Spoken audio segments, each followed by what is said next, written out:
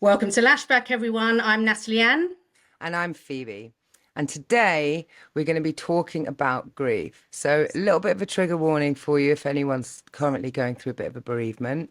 But we're hoping this episode offers some hope and maybe some pathways for anyone and all of us. It's such a normal topic, grief. So, we didn't want to shy away. Over to you, Nat. Absolutely. And, we thought we'd talk about this because everyone has some form of grief in their life, and it kind of is part of your experience and growing, whether that be grief to do with the loss of a job, because grief can include that, the loss of a family, a friend, a pet, or anything, a loss of, you know, uh, yeah, way of life, lifestyle, ability, and it's plays such a part in your life. And you and me, Phoebe, talk about it. I've had a lot of grief in my life and lost some people recently. So it really helps me kind of to talk about it. So I thought, let's talk about it. Why not? So to start this off, I just did kind of a bit of a Google around kind of 7 stages of grief, as they like to say, which That's is interesting, that, yeah, because when I did yeah, my psychotherapy studies, it was 5 stages, and I'm interested to yeah. see how it's turned into seven. Yeah, and I do as well when I talk through different things, whether that's changes, the steps in changing your lifestyle. It always seems to be seven now, right? So it's I think one is shock and one is shock and denial.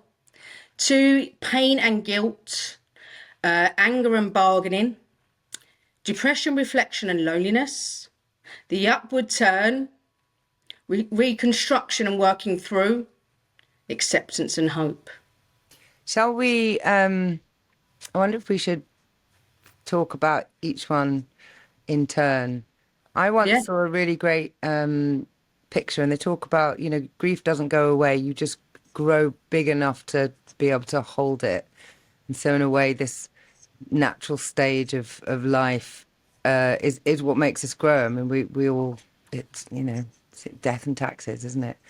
So the first one, bargaining and Shock and denial was the first one. denial.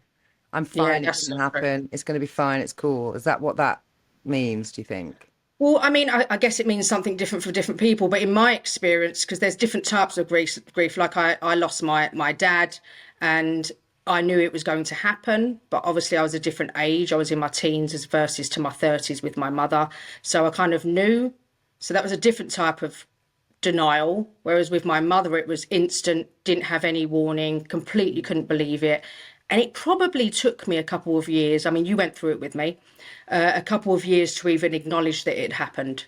Yeah, and the grief that I always think about is when I was ill and had cancer, and then I lost a way of life, and I got through it. It was practical, got through all the things, had to do the thing. And then it was about 2 years later, I was like, wow, that was a thing. And there are some changes in my life I've had to assimilate. I don't like to say loss, but in many ways that, there Yeah, are things I lost out on during that time. Took me a little while to get around to understanding that's what was happening. of course. And it's shock is a great thing. Great not meaning great, a big, Great massive. big. Yes, great being big and denial. But moving into the pain and guilt, which is number two, I definitely agree with that for me. I felt guilty about things I hadn't, and this is from losing a person, If you only know. I had, if only I'd said, if only I'd, yeah. Yeah, which has given me things that I've had to. That's what trauma is, I think, because I have a massive fear of if I have a falling out with somebody, a disagreement or something like that, I instantly want to jump and handle it straight away, which isn't always the best approach, but I fear that I may not get the chance. Mm. So that's a bit of guilt thing when you probably shouldn't feel guilty, right? And That's then what on I'd the say. on the positive side of that, this notion that, well, life is short, get it done now. Don't wait for tomorrow. Mm, Yeah. Yeah. Although which is good and bad. sometimes a disagreement needs to settle, but if rushing to Yeah, resolve it, it might be, poking the fire. more than you used to. Exactly. And I think pain does definitely, once you've got through the shock, then the pain. And for me, certainly, it takes me, because it's different for different people, but I think these 7 steps definitely resonate with me, even though it's a quick Google shot there. But I think for me, which is not healthy, is I let it fester because I go at a million miles an hour to handle things. And it depends what you've got to do, like handle things. Unfortunately, in this world, if someone passes away, there's so much to handle, even down to bank accounts and things. And those people don't really seem to care. So you don't have a chance to grieve, right? And then you might have the funeral and everyone's there for you and everyone's calling you and then they forget about it, which is fine. I get it. And that's when you really need support, is post that period. Yeah, because you've had stuff to focus on, and then getting back into the routines of life without the thing. Yeah. Yeah. What was next on the list? So 3 was anger and bargaining. Do you know, Divorce, right?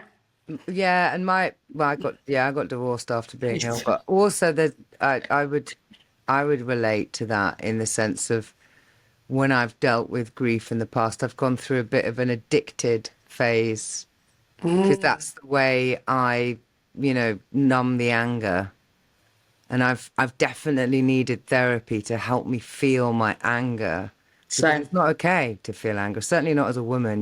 We're always fine. We're always, but it comes out in the disproportionate annoyance that the guy in the shop shortchanged you, or the disproportionate annoyance about something that's going on in the workplace, when actually I was angry about something deeper, but I hadn't quite touched that. absolutely. You have completely hit a great point there, where, like, because there can be loss in the workplace as well. But I've had experiences where, through a loss of a marriage or a loss of a friend or family member, and then you're handling everything, you think you're handling everything, you probably haven't had therapy, and then something happens in the workplace that's quite minor but triggers it all. That's happened to me quite recently. I think we discussed that. It triggered things that were sitting there that I completely would have stood up in a court of law and said I was over, and it triggered it. Rejection's a big one for me. They say, don't they, that sometimes we might go through a learning journey and get over something, and then we become new. I mean, we grow in some way, get into a new life situation, and then those things come back up again to be healed. It's not like a linear thing. It's more of a spiral thing, You go Absolutely. deeper every time because Yeah. it's an old thing, but seen with new eyes. That's such a great way of putting it. And I would put it also in a way that, in a personal experience, you kind of dig a hole a little bit, you go away, you come back, you dig deeper, you go away. And that's definitely been happening to me. And even things from my childhood, I didn't even acknowledge as being things to handle until my 30s. Totally. I nearly swore then. We all need a therapist every day of our life. Like, I genuinely believe that's a healthy I thing. mean, in this day and age, I think therapy is a really useful thing. There's, 200 years ago, we lived in our homestead and we had our, villagers as our mates, and that was it. And now, you just need to open your phone and look at the destruction and I look at American politics and I get very upset about the women's issues. And then, of course, there's a ton of famous people dying all the time, it seems. Since 2016, it's just been like a flood. Is it our age? That's a floodgate of like I constantly people dying. yeah, Tina, and Val Kilmer. yeah, and it's people from our who we knew as idols as our childhood. So I'm sure that happens to every generation, but I am convinced it's worse. Like Angie Stone. Angie Stone died in a car crash on the way back from her gig a few weeks ago, right? She'd finished her gig, and that really, really triggered me. One, I love her as an artist, but I don't know her. But in my head, I was thinking she just finished this gig, which I saw a video of. She's got in her car an hour later, and then she's gone. And then that's it. And she didn't know. And she was, this time yesterday is what I kept doing. This time yesterday, she didn't know she wouldn't be here tomorrow. And that really freaks me out. You've just reminded me of that Monty Python sketch. Those of you in America might not know Monty Python, like or even anyone that's younger than us. But there's this great sketch with John Cleese where the wife is saying, you know, if you've got new underwear on, you never know what's going to, you might be run over a bus. My Get mum new used to say underwear that. on. And they do this skit where he leaves the house and he's fine and he's fine and he's fine. And then there's this bit where he's in the middle of the road. It looks like he's going to get run over by a bus, so he quickly changes his underwear. And he's got this suit. I love that, and that's hilarious because my mum used to always say, always wear matching underwear in case you get hit by a bus. And I've never worn matching underwear. I just buy, what put on whatever. Like, so I've gone completely against the grain because she used to always say that. And till the day she died, she never wore anything but really expensive quality matching underwear. Oh, there we go. We all have our So, standards. What was next after anger? so 4 is depression, reflection, and loneliness. This is so true. That's like what you were saying earlier, isn't it? About, you know, you get through all the practicalities and everybody's there for you in the initial drama of the thing, and then everyone else goes back to normal, but you're in a new normal and no one else is doing that. I felt very Yeah, lonely after the drama of me being ill had sort of yeah. subsided. I was still living with late effects and getting used to stuff, and it was like old news, and it became something I didn't necessarily want to bring up in conversation, but that was quite isolating. It would be. And, people probably tended to think, and I didn't know you then, unfortunately. I would have loved to have been there for you. But I guess people think, oh, she's through that Oh, now. yeah. She's survived. Yeah. No, no. Yeah. So I think we should a shout out to everybody out there. Just be aware of that. The people, again, if someone loses someone or something, you get inundated, don't you?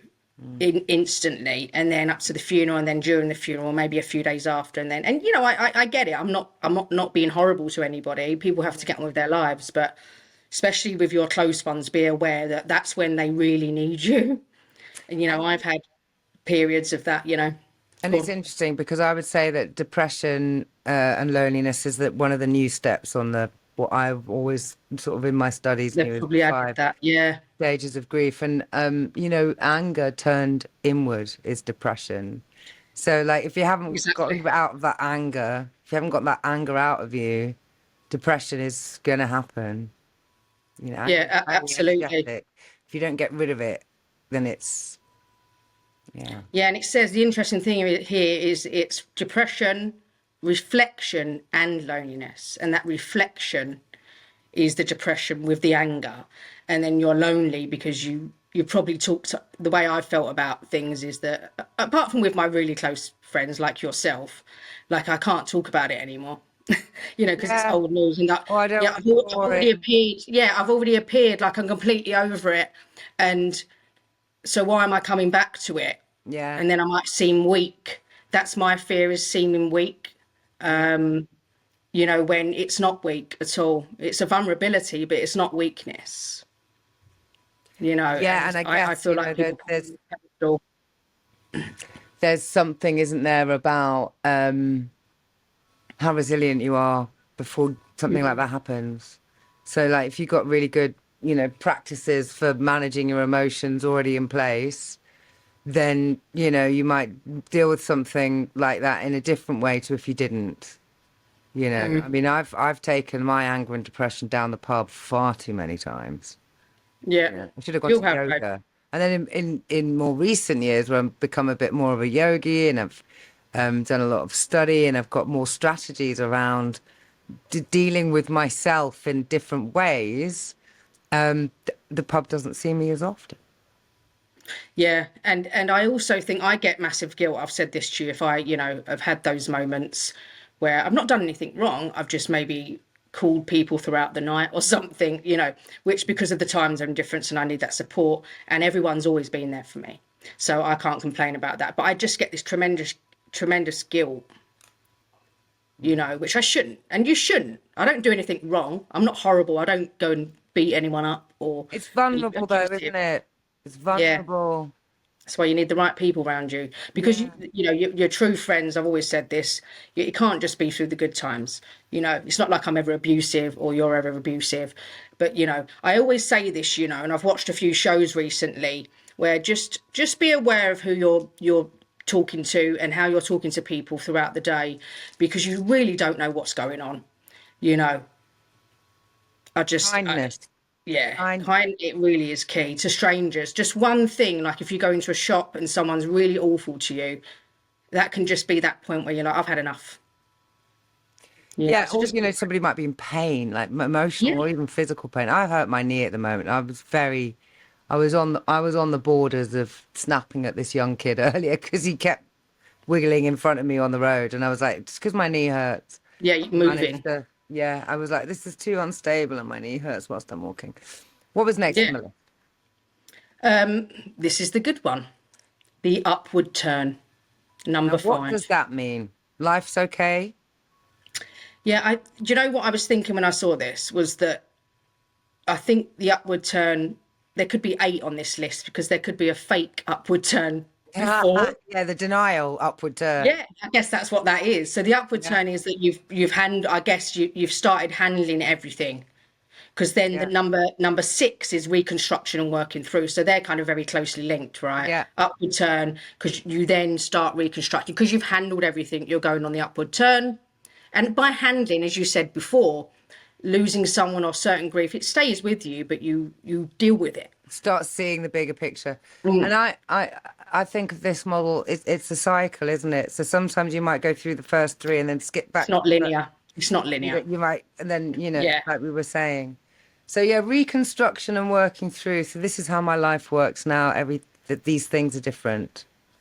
This yeah. is how I'm gonna manage now that, this person isn't in my life, or my health needs are different, or I've needed to move, or I'm in a different job, or whatever those Make a grief might change. be. Making change, yeah. That's how I feel about different periods of my life when I've been grieving things, which is I've learned my triggers, which sometimes you have to allow. I've also Yeah. learned that, but certain things I know don't help me.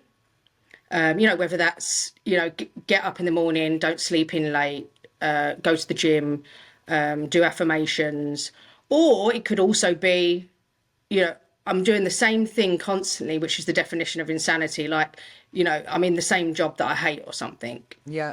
Then work towards changing that, Yeah. you And know. then I guess what you're saying there, if we were going to encapsulate that into one thing, that's about caring about yourself again. Because when we're depressed, we don't care about ourselves. I No, won't eat very well. I won't eat at all. I won't, actually, no, I do care about I do care about my future. I will work towards something. I will go and engage with community again. I won't be isolating myself. I will talk about this thing that I lost, but in a way that isn't in the drama anymore. Like yeah, when I first was out of cancer, my story about it took about 20 minutes.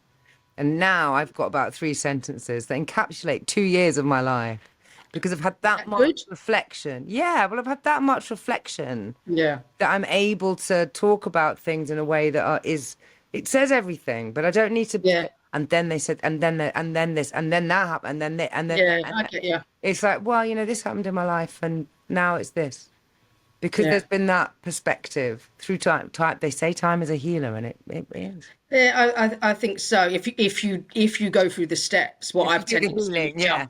So I've time. jumped straight from shock, denial, pain, guilt, anger. I'm done. No, I'm still angry.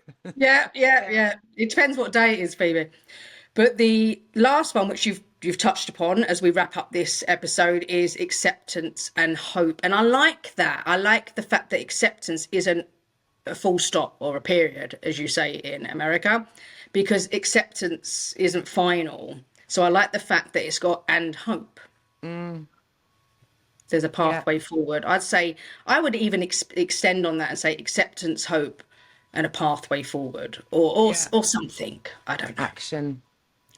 Action's key. Lists and action works for me. Can't live without a list. I've got about 4 lists. You know my lists, don't you? I've, I've got many lists, We should. many lists. We should do episodes on our lists. I'm gonna, let's do it. And also, I said the word pub earlier, and I'm conscious that our American listeners would be like, "What?" It would be bar, wouldn't it? Maybe we should do an Well, episode. they say pub as well, Bar. but they'll say bar. But if you said pub, they'd get it. Okay. They'd Well, get it. we've ended on out places of alcohol. Brilliant. How's our acceptance and hope? Great. Oh, yeah, Yoga. yeah. Pub. So, listeners, thank you for staying with us. We hope this episode has been useful for you. Yeah. Like, subscribe, share, catch us on socials. It really does help out a lot if you can take a couple of seconds to do that. Thank you. Thank you, everyone. And we'll see you next week. You will. Take care. Take care.